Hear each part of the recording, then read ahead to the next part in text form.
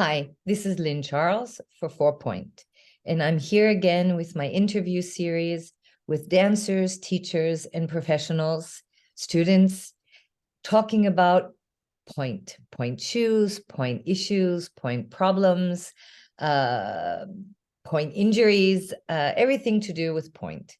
And I'm here with the lovely Sara Zinna, soloist with the Badische Staatstheater in Karlsruhe, Germany. Hi, Hi. Sarah. Can you tell us where you're from and a little So bit I'm about yourself? yes. So I'm from Italy. It's actually a very small town just outside Florence, and that's also where I started ballet.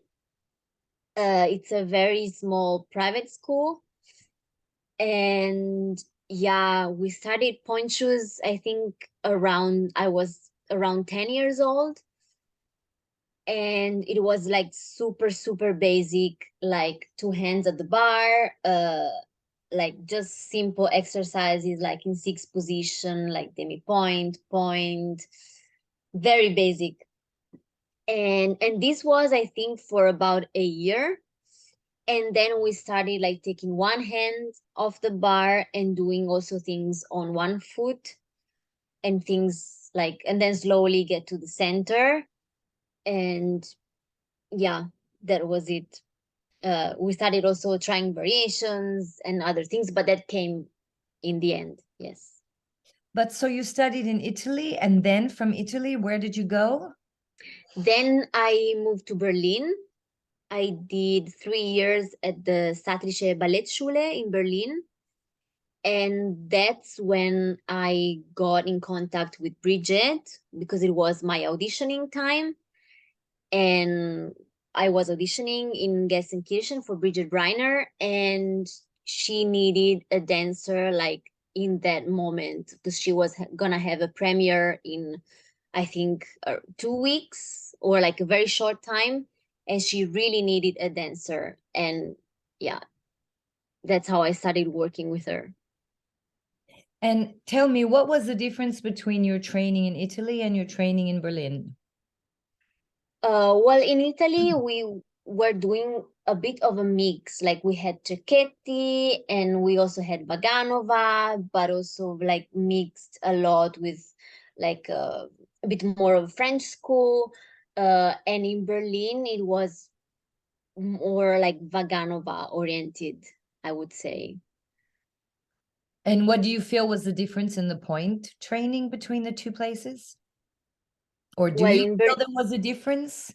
well, in Berlin, we didn't really have like classes where we had like basics for point shoes. I remember we were doing a lot of bar with point shoes on, but it was like a normal bar just with point shoes.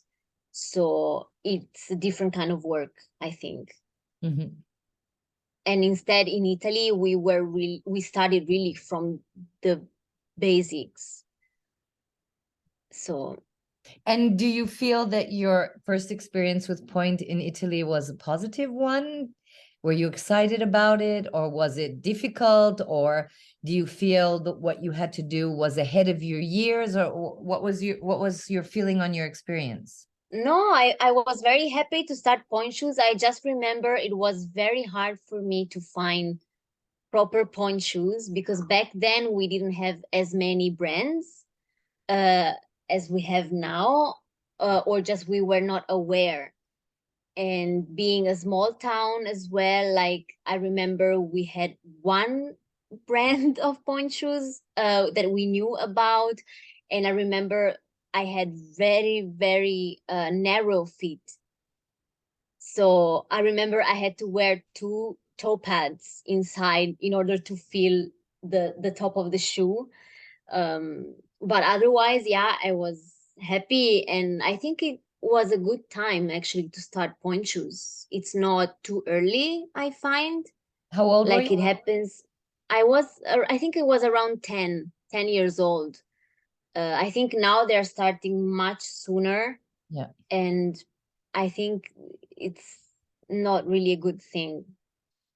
I think 10 is a good start, like good starting point. 10, 12. Well, it used to be between 12 and 14 because it's supposed to be when the bones go together in the feet. Yeah. But with diet, with evolution, with how we have everything has changed, girls go into puberty younger. So if you go into puberty younger, your bones solidify younger. So many of the things that were set as qualifications 15, 20 years ago are no longer valid because evolution has happened and we've Of changed. course, time changes. Yes. Yeah. So yeah, so now I've been talking with some of the other dancers, and we were talking about looking at Instagram and seeing 5-year-olds or 9-year-olds on point doing huge variations and solos, and worrying about then what's left for them when they're 20. Yeah, exactly. Yeah, they did everything already. I I agree. It's everything, it comes like too soon now. Um it feels like there's not the right time, like everything has to be rushed. And yeah, it's in a way you don't enjoy, I think, as much the process. Yes. I mean, I feel very fortunate because I started very late. And I started at 13. And what, as a parent, what I feel, I wouldn't want my little 9-year-old daughter to miss out on playing with dolls or Yeah. having a little easy bake oven or having a kitchen, or, well, maybe she wants to be a scientist and I don't know, or maybe she likes playing in the countryside with bugs. Yeah. Putting a kid Yeah. all this pressure to be perfect as a dancer at 9 years of age kind of cuts a little bit into a childhood, because dance is so demanding. Yeah, but in a way, I find that it makes sense because even childhood is not what childhood was like 20 years ago. I remember exactly being probably 12, 13, and spending the Sundays, for example, in the studio because we were getting ready for competitions. And I remember it was actually over carnival time, and we had these huge windows, and we could see down in the streets all the kids, with the costumes and the confetti, and we were in the studio with point shoes on, and we were like, okay, we're missing that. We're missing the fun.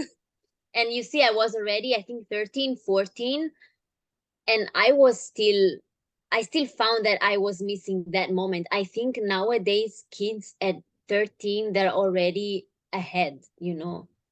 uh so in a way, maybe their ballet is not taking any childhood from them.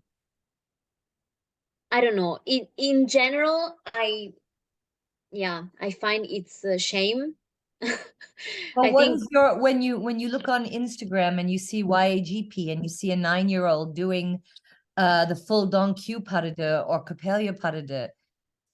yeah, there's no, for me it doesn't feel right, but I mean, as a mother, I can tell you, I remember yeah. what my son was like when he was 9 years old.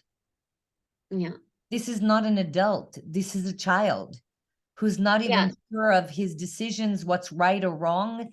It doesn't matter if puberty has set in and they are advanced for their 9 years of age. That doesn't mean psychologically that they're 15. And Yeah. No, absolutely. I Yeah. think that a dancer's life is so difficult. It is so filled with sacrifices. Yeah.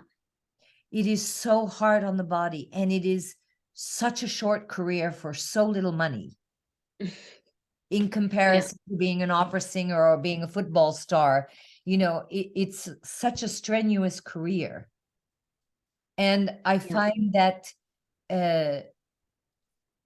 I don't know, as a parent, I think that you should let your kid be a kid. if they have discovered that starting ballet later sometimes works better.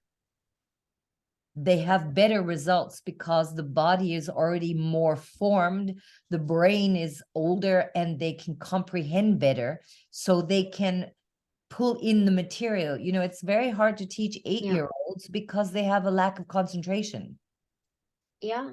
Their concentration span is very short. I know I taught level 1 Vaganova, which were children between 7 and 10, and it's very difficult because you also have to keep them amused, you have to entertain them, it's difficult. And I think that pushing this age too soon sometimes is why dancers burn out so soon, I think. Yeah, exactly. Like you get to get these kids ready to do this YGP, these big competitions, or like Varna. They start so early and with such an intense training.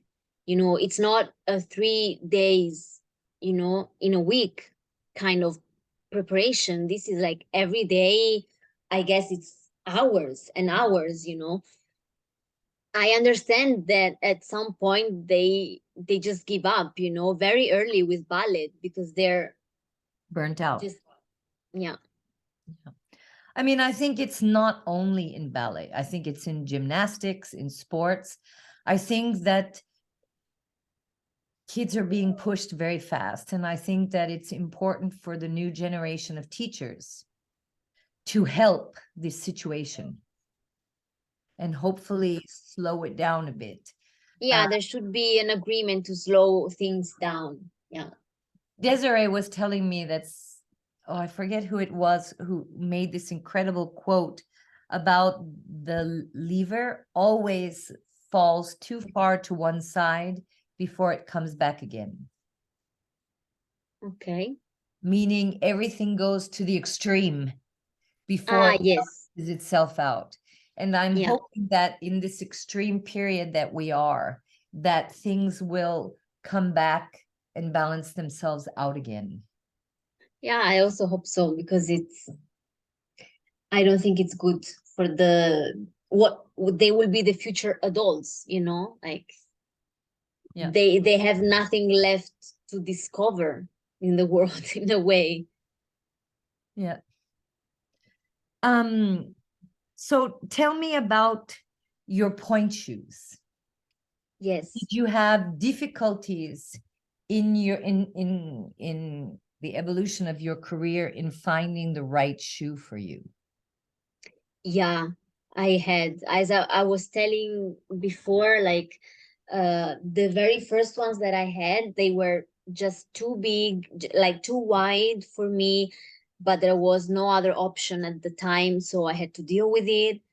Uh, and then I went through actually many brands. I went through Grishko, I went through Bloch, Capezio,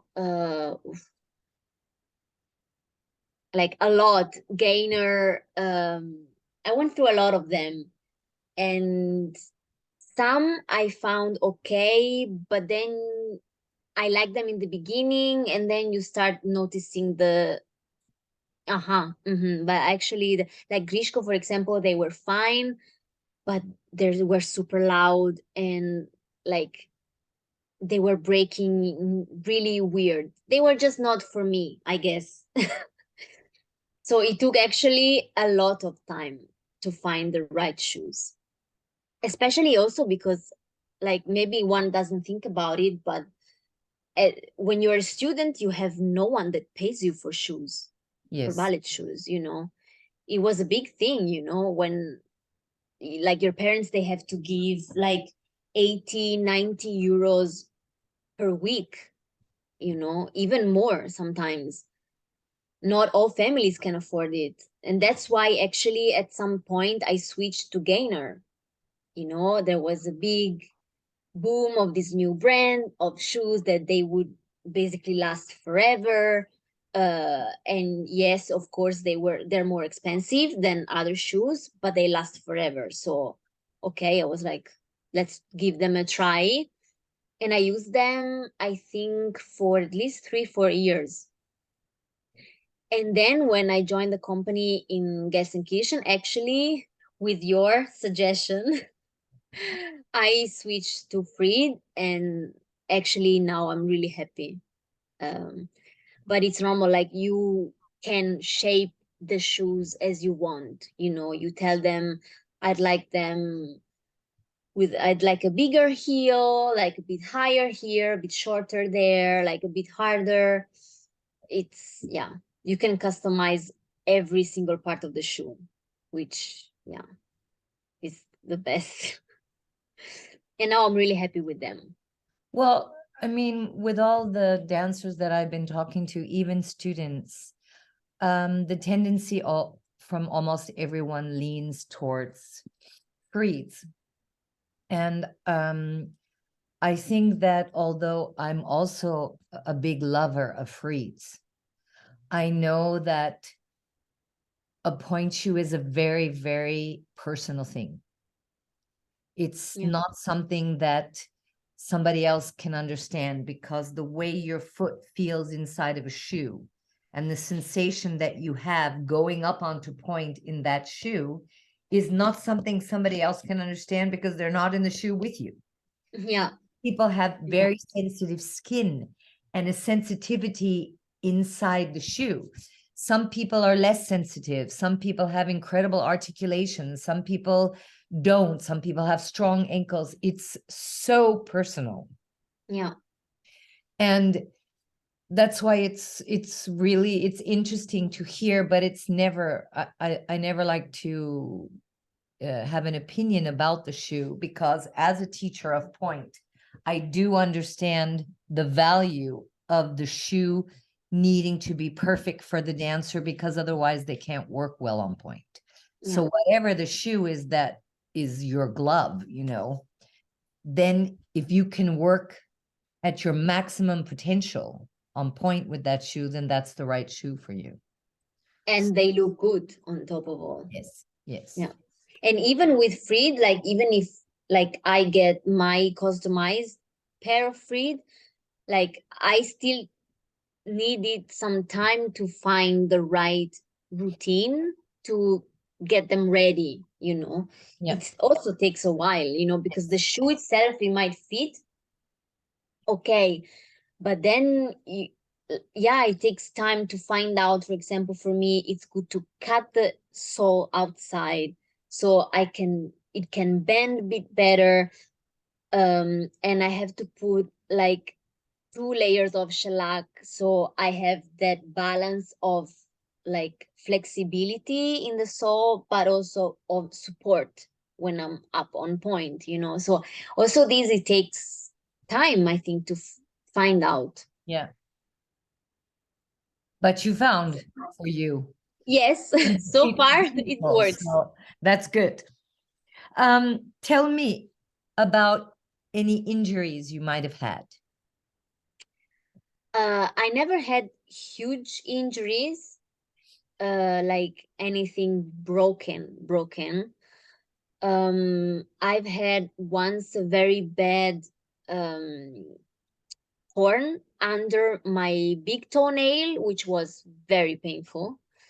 Uh, and then I deal with this extra little bone inside my ankle, Is which it on the top of your ankle? Where on your ankle is it? it's inside, inside the heel, basically. Uh-huh. Like on the inside, on I think it's my left foot. Yeah. It's my left foot, so on the inside, like just above the heel. So I this believe, yeah. we discovered with Desiree, it's called a bone spur. It's an Okay. extra piece of bone Yeah. that's kind Which of floating around in there. actually many people have. It's Yes. just that if you are not either a ballet dancer or a runner, it doesn't really bother you. But it's that movement of the ankle, that flexibility, that cause it the like to be inflamed a lot of times. So when it's the case, I just have to ice it a lot, creams like Voltaren, and also actually to massage my calf. It helps really a lot because it releases the muscles, so it gets a bit more space. Yeah. But it never caused you to be off for a very long time.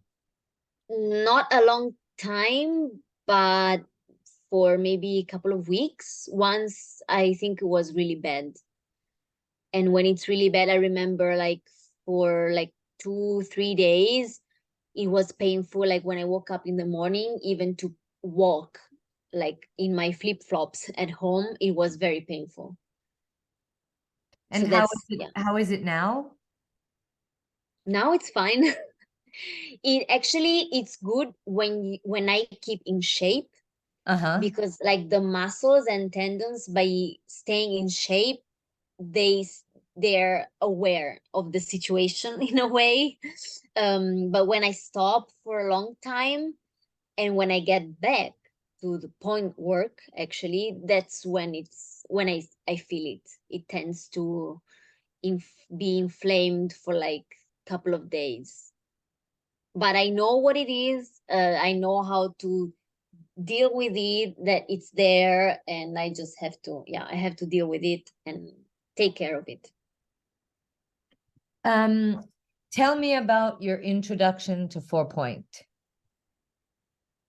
Ooh, so we started well during COVID. Basically, we were at home. I was already here in Karlsruhe, uh, and after a while, we started to organize again, like training online, everyone at their own place. And we also had little point classes online at home with you. Yeah, because we were all in quarantine. We were all in quarantine. We couldn't meet each other. Yeah, it was a very hard time. And then it was good actually when we started back to be back in the studio, still with distances and everything. But it was, I think, a good time to get all the ladies together, to get this feeling of, okay, let's do it. We can get back in shape, because, yeah, I mean, we were off for a very long time. Yes. And yeah, it was a hard process to get back. I think you remember. Yes, I do. I remember I was teaching Zoom classes all day long because we were cut up in groups of like 5 or 6 people. Yeah, yeah. And even when we went back to the theater, we were doing classes of 5 or 6 people. Yes, yeah, it was not everyone together. It was like just little groups of people. Yeah. So I was doing 4pointe and 4pointe and 4pointe, and yeah. But do you feel like it helped you get back in shape? Oh my God, we wouldn't be back, like never, like we would have never be back, because we were getting ready for the Jewels. for your jewels, yes. And the whole evening, we had jewels, we had pas de sang from David Dawson. It was a big evening.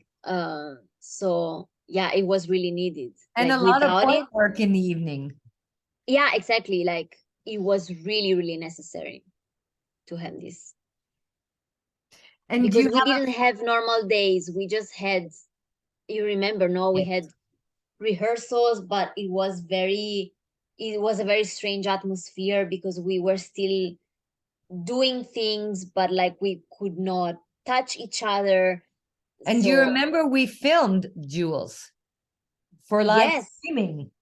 yes, we did a whole shooting on stage. It was very nice. Yeah. We were lucky And with Jewels because we were 5 people.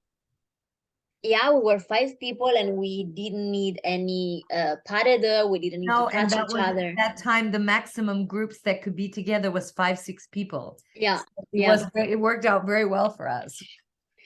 yeah. It was a hard time. We had fun. Yes, We we had did. fun, Yes. but it was a hard time. Do you have a favorite 4-point exercise? Yes, it's the I think it's the Nikia one, Yes, the the three-quarter point. three quarter point, like very fast. Yeah, this I think it's the one I love the most. And tell me, what for you was the most or has been the most difficult role for you to do on point? And not because it's takes a lot of stamina, but because it's really intricate on point and hard for you on point. Ooh, because it's intricate. Like I give you an example. Bridget Zare said for her the most difficult role was a Swan Queen because mhm. there's so much rolling through the feet and so much articulation and so much making every little that was really challenging for the feet. Desiree said there was a solo she had to do from Wayne Eagling, which was so much hopping on point and turning. She felt that was really difficult for her feet. Everyone has a different concept of what's difficult for their feet. Okay, so you see, for me, what's very hard with point shoes is jumping somehow. Yeah. I don't, of course it's hard, all the rolling through the feet. I understand, of course. But for me, it's very hard jumping, like with point shoes on. Like now, for example, we're having this evening with Blessed Unrest from Bridget Briner, and dancing this third movement of the piece. This for me, it's very hard, for example. It's a lot of fast jumps Yeah. and little jumps. Uh, this for me is the hardest bit. Uh-huh. Yeah. Of course, like otherwise, the hardest thing would be the nutcracker, the grandpa. But this is different. There's not as much jumping. Yeah. It's different. Of course, you just have to think more about rolling exactly. It's a different kind of work for the feet. And how was for you, for instance, the jewels from Third Act Sleeping Beauty, which I made for the company? How was it doing the Diamond Fairy? Because yours was the fastest of all the solos. It was also challenging because I don't consider myself a fast dancer, a fast mover. And it had also quite a few jumps Yes. involved. So that one actually was also very tricky for me. But you did it so beautifully. Oh, yeah, because I had good coaching. Um, how do you feel about the point work in David Dawson's, like in something like Pas de Cinq? Is that also really challenging point work for you? No, this is more of a stamina Yeah. challenging. Yeah, because it's fast. It doesn't look like, but it's kind of fast, and of course, he requires, Move, like to big. move and go Yeah. beyond Yes. your extremities.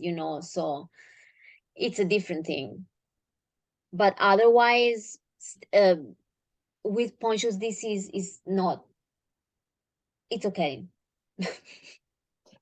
Can you tell us what you think the benefits for professional dancers and students of today, how 4-point can benefit them?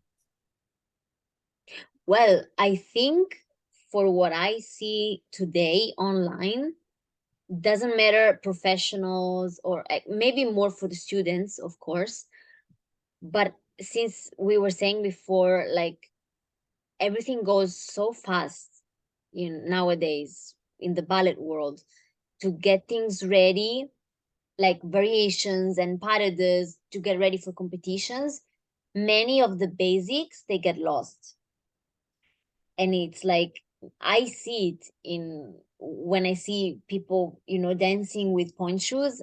I can tell like that person had a good basic, like had a proper training, from really beginning. Because it's like when you put the very first one, the very first bricks, they have to be like really stable, and then you can build anything on top of them. So I think it's really good for students or like new professional dancers, that nowadays they might not have had that kind of basic training. And it's really good even for professional dancers, like even older ones that have more experience, because it's just the best way to keep in shape. You know, it can happen that one season you don't have as many productions on point, you know, you don't have as many challenging roles on point, and somehow you need to get to keep your technique going, you know, your strength, your, yeah, your capabilities, you know, like what you achieved in the years. So of course it's the best way to keep in shape.